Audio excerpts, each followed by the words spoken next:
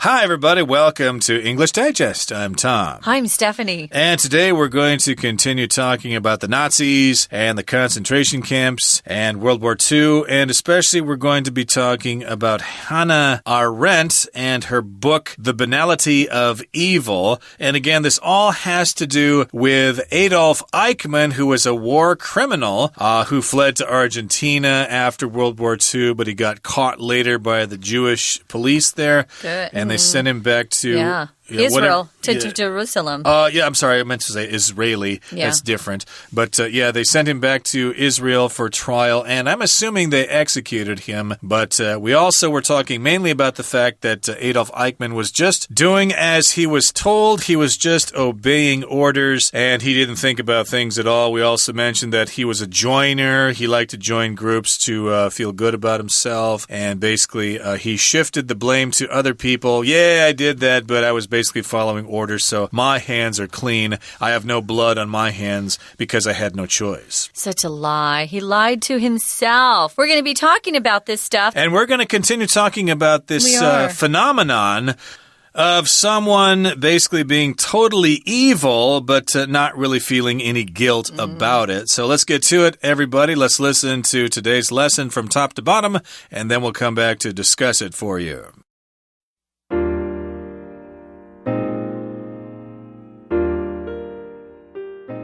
Arendt came under severe criticism after her articles were published in The New Yorker.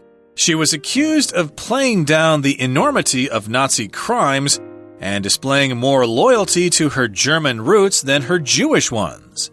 Some critics even said that she was a self-hating Jew who identified more with the Nazis than with the Jews murdered in the Holocaust.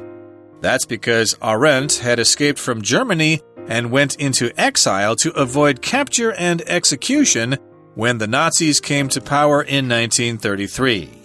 She was a victim of Nazi persecution and therefore expected to express strong condemnation of Eichmann. In fact, Arendt's stance on the Eichmann case was very clear. In the conclusion of Eichmann in Jerusalem, she insisted Eichmann hang for his crimes. The Holocaust was the most horrendous act of mass murder in human history, and in the wake of it, people have spent years trying to make sense of it. The depiction of the Nazis as monsters was prevalent and accepted by most people. However, Arendt challenged the way people saw the Nazis. Arendt believed Eichmann's involvement in the genocide of the Jews arose from a failure of sound thinking and judgment. The killing of the Jews was conducted systematically to the extent that Eichmann functioned merely as a cog in the administrative machinery carrying out orders given to him without consideration of the consequences of his actions. In a broader sense, the Nazis committed an assault on thinking besides a crime against humanity. For Arendt, thoughtlessness rather than sheer brutality accounted for the Holocaust. Despite debates over interpretations of the banality of evil, Arendt's insight remains relevant. In proper circumstances, ordinary people can be transformed into collaborators in appalling crimes. The consequences of mindless conformity can be devastating, and we should be alert to the degradation of thinking.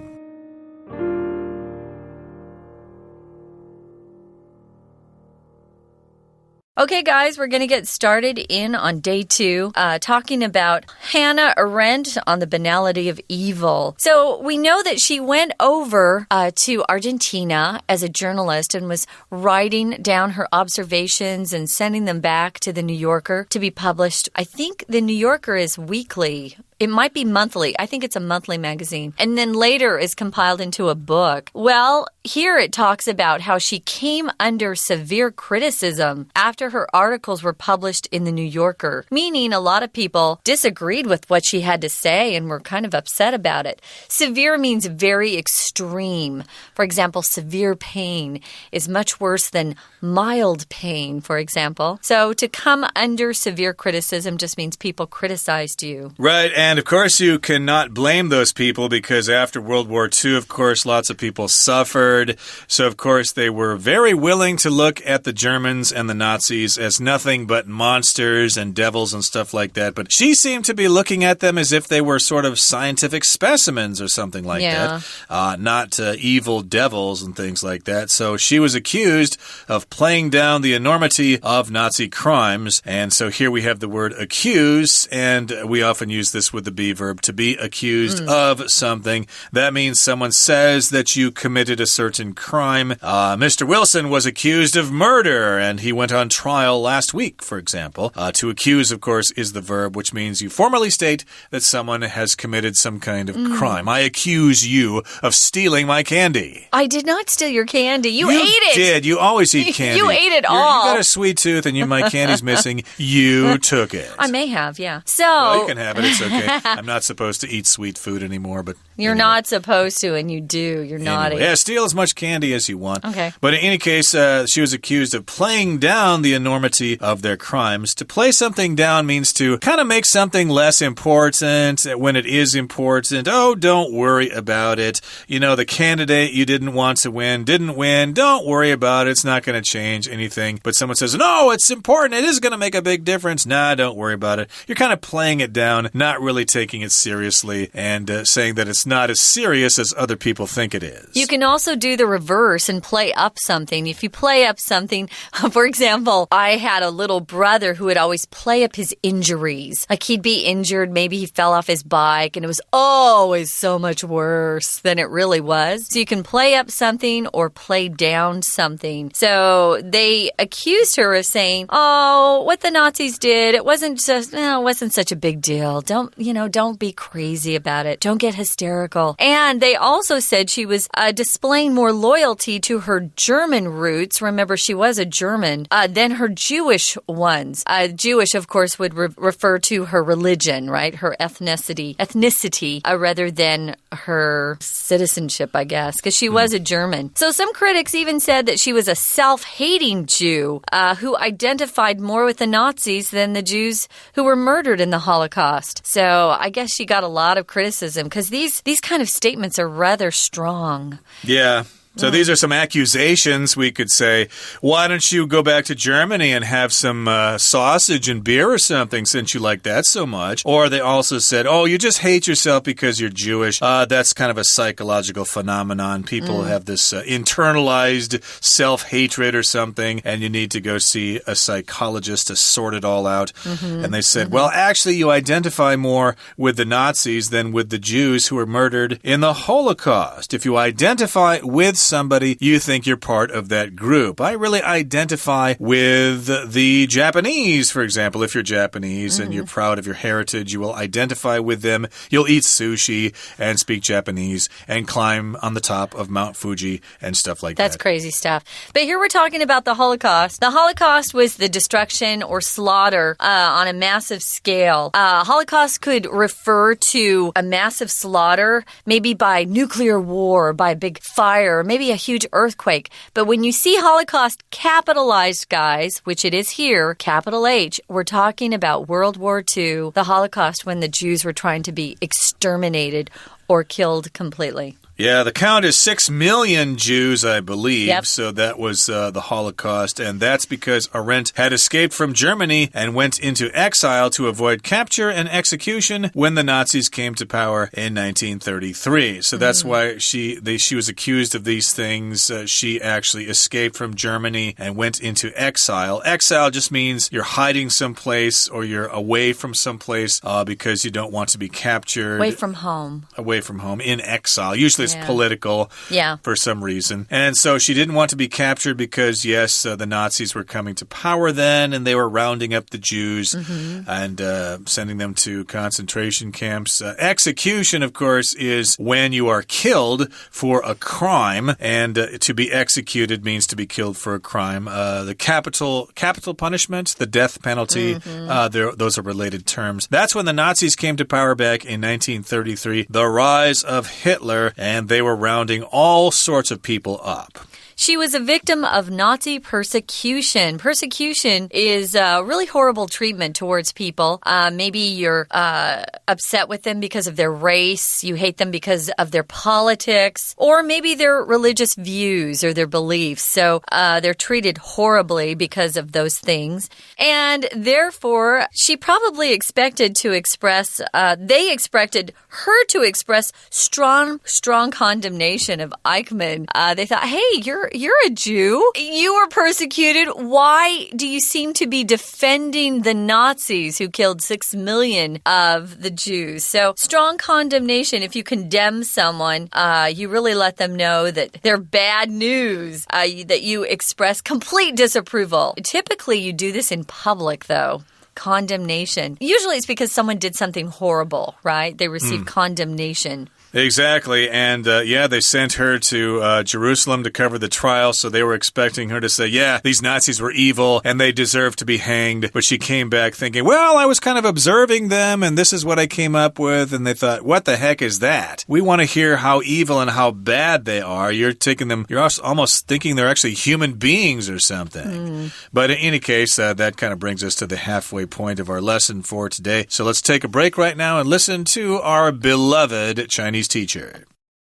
大家好，欢迎收听 English Digest， 我是 Alice。今天我们要阅读的文章是 Unit 11的第2天课程。文章的第一段提到，自从鄂兰提出他认为艾克曼本身并不是邪恶的人的看法之后，他就受到许多人的批评和抨击，说他本身是受到迫害的犹太人，却为德国说话，试图淡化德国屠杀犹太人的罪行。我们看到第一段的第2句 She was accused of playing down the enormity of Nazi crimes and displaying more loyalty to her German roots than her Jewish ones.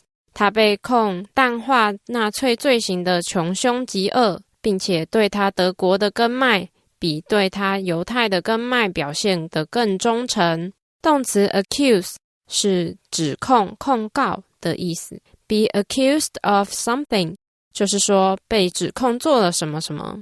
例如 The customer was accused of shoplifting. 这位顾客被指控商店行窃。其他关于控告的动词还有 charge, C-H-A-R-G-E. Be charged with something 就是指被控告做了什么。例如 The young man was charged with armed robbery. 这名年轻男子被控告武装抢劫。Sue, S-U-E, be sued for something 就是指被控诉做了什么事。例如 The doctor was sued for malpractice. 这位医生因为治疗不当而被控告。Prosecute, P-R-O-S-E-C-U-T-E,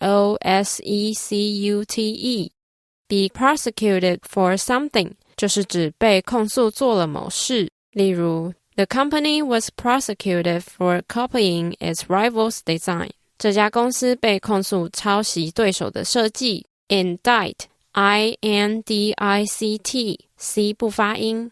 Be indicted for something 就是指被控诉做了某事。我们可以说 The salesman was indicted for fraud. 这位销售员被控诉诈欺。We're going to take a quick break. Stay tuned. We'll be right back.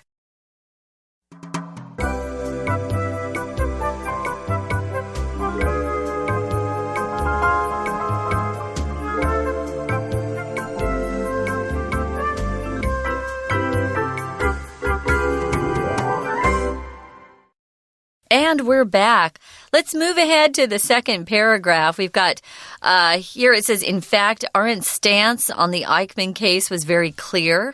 She has in her conclusion in her book of Eichmann in Jerusalem, in her conclusion, she insisted Eichmann hang for his crimes. That's often the way that capital punishment is carried out. It was back then. They would hang people instead of maybe shoot them or give them a drug that would kill them. The Holocaust was the most horrendous act of mass murder in human history. Now that's true. I don't think we'd ever seen that many people killed in so short a time. They were killed so quickly. Horrendous just means extremely horrifying, unpleasant, terrible. Horrendous. Horror is the word that's related. And, of course, in the wake of it, or afterwards, the aftermath, the results of it, people have spent years trying to make sense of it. Yeah, what the heck was that? How the heck could that happen? The Germans usually, before that, were pretty, fairly nice people, They got nice beer and good music and stuff like that. Although they started World War I, too. Yeah, I guess they did. I guess they did. So, yes, they did. But I'm going to say that pretty much everybody is capable of something like that. Not just the Germans, but in any case here, in the wake of it, they were trying to make sense of it. Yeah, how could that happen? That's ridiculous. We're in the modern era here, yet that's still happening. There are even people who still insist that the Holocaust never took place. There are Holocaust deniers out crazy there. People. Well, the depiction of the Nazis as monsters was prevalent and accepted by most people, and that's understanding after the war. You usually portray the enemy as monsters. Yeah. That's your depiction of the Nazis. To depict something just means how you portray it or how you present it. If you say something's prevalent, it's quite widespread. You see it a lot. Widespread in a particular area is what prevalent means. And it was accepted by most people. Most people thought, yeah, those Nazis are monsters. However, Arendt challenged the way people saw or viewed the Nazis. Arendt believed Eichmann's involvement in the genocide of the Jews arose from or came from a failure of sound or logical thinking and judgment. She thought it was less about him being evil than just not thinking straight, listening to people tell him what to do and not challenging that and going, what? I'm not doing that. What are you, crazy? He would just go ahead and do it. He wasn't using his brain. That might be easier said than done, though, because during the time, probably everybody had to be involved in this. They would have killed him if he said no. Yeah, if you said, hey, that's wrong, you shouldn't kill those Jews, they probably would have plugged him in the brain right there. That means to shoot him. With a Luger, that's a German gun. But in any case, the killing of the Jews was conducted systematically to the extent that Eichmann functioned merely as a cog in the administrative machinery, carrying out orders given to him without consideration of the consequences of his actions. That's a long sentence. It is. So the killing of the Jews was conducted systematically. Okay, so it was a system when they killed the Jews. It wasn't just random. They actually had a system of trains and how they were processed when they arrived at the concentration camp. Have you been to a concentration camp? No, but I've read about them. Oh, they're horrible. Horrible. Like Dachau or I went to Dachau. Bergen-Belsen or places like Only that. Only Dachau, yeah. Those are all, they just kind of got them off the train. Yeah, they were sent this direction, you get in this line and take your clothes off for a shower, but then they went into the gas chambers and they actually had chemicals produced by a certain company which were dropped in from the top and they all were killed. And so, yes, very systematic. Well, they burned them after the bodies. To get rid of the bodies because they pile up that way. But in any case, go ahead. When they discovered the camps, they went in and there were bones and skeletons all over. They couldn't burn them fast enough. They were killing so many. So they have this system that they're doing. A cog is a part of a wheel. So when you see that, guys, we use that phrase, he's just a cog in the wheel. He's just one part. But it was a cog in the administrative machinery. Machinery refers to lots of machines. Don't use machineries, guys. That's a non-count noun. Machinery. Lots of machines. And if you carry out orders, you do as you're told. So he carried out orders given to him without consideration of the consequences of his actions. He never thought, oh, what if I do this? What does that mean? Yeah, never thought about it. Well, when somebody tells you to do it, then it kind of removes the guilt from you. So it's like, the responsibility, well, they're telling me to do it, so it must be okay. So I'll go ahead and do it. And that's what happened here. And in a broader sense, if you look at things from a wider angle, the Nazis committed an assault on thinking besides a crime against humanity. So this is all about brainwashing and stuff like like that. It's an assault on thinking. Assault here just means when you attack somebody. So it was an attack or it was some kind of, well, what else could you say? Some kind of crime against thinking, making people do things they wouldn't normally do. Yeah. And also a crime against humanity. Yeah, war crimes are actually doing something like murdering people, etc. A crime against humanity. We can think of countless examples of that. We can. Now, it says in the next sentence, for Arendt, thoughtlessness, not thinking through things that people tell you to do, rather than sheer brutality, evil monsters who like to hurt people, that's sheer brutality, accounted or was responsible, was the cause of the Holocaust. That's her conclusion. Thoughtlessness, people not thinking right and just doing as they're told. Sheer just means nothing but that. So just only brutality. And brutality is a word that it just scares me when I look at it. It just means savagely violent. Someone who wants to hurt somebody else. Indeed. Now let's move on to the next paragraph here. It's the last one.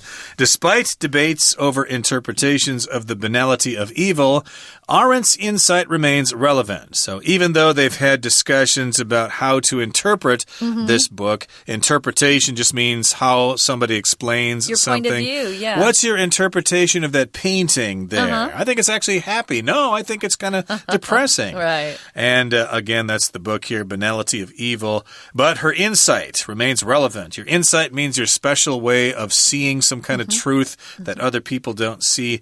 Relevant means it's still important. It's still something that needs to be taken into consideration. In proper circumstances, ordinary people can be transformed into collaborators in appalling crimes. If something's appalling, it's horrifying to you. Oh, I'm appalled.